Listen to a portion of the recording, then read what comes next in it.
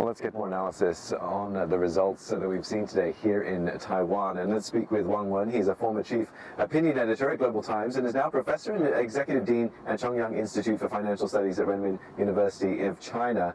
Wang Wen, thanks for your time today. What do you think China's reaction will be to this victory by William Lai? So actually, I think it's local elections of China. So that's why I think China mainland is very, very calm.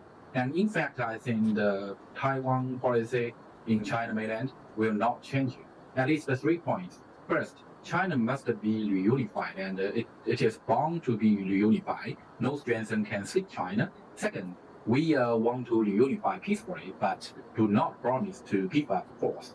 Forces are to curb Taiwan independence, not for the people of Taiwan. It can be said to a certain extent that without Taiwan independence, there will be no reunification by force. Third, I think Taiwan independence is more rapid in the coming 4 years. So I think the process of using military forces to promote reunification will be faster. So I think no one or any force can make Taiwan independence.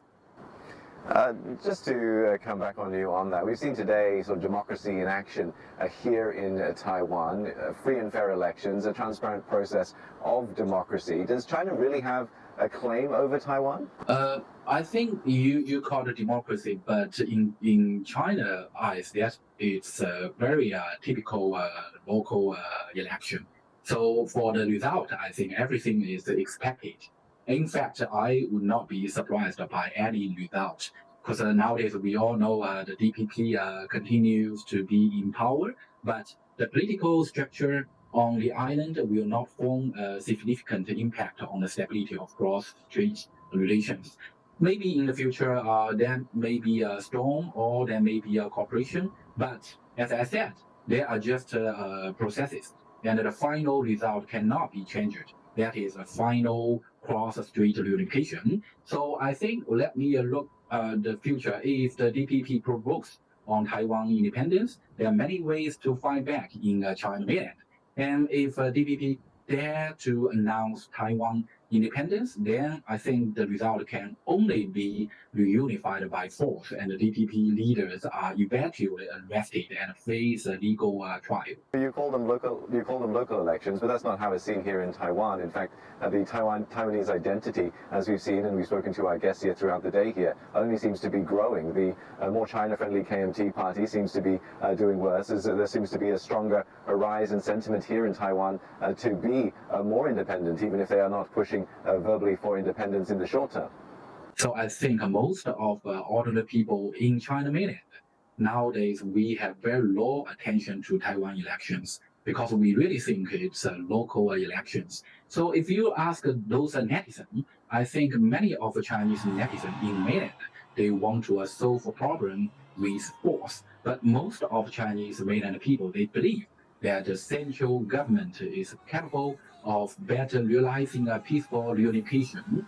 So I think, but the problem is that you call it democracy, but it's differences of the ideology. So I think in the future we must take a longer time. We need to prevent such ideological external factors from interference. For example, as you said, so-called democracy. So all the United States interference. So I think another thing, so we all know that since the San Francisco meeting in November, China-U.S. relations have remained stable, and the U.S. has repeatedly announced to oppose Taiwan independence. So I think also China nowadays first proposed to the United States supporting peaceful reunification. So at present, Taiwan stands on China's mainland. Most Chinese people believe that in the near future, cross-strait will be reunified. We trust it. Well, the definition of Taiwan has a different interpretation from China that it has here on the island from what I've seen. But thank you very much for your time today, Wang Wen. Wang Wen is a former chief opinion editor at Global Times and currently at the University of China.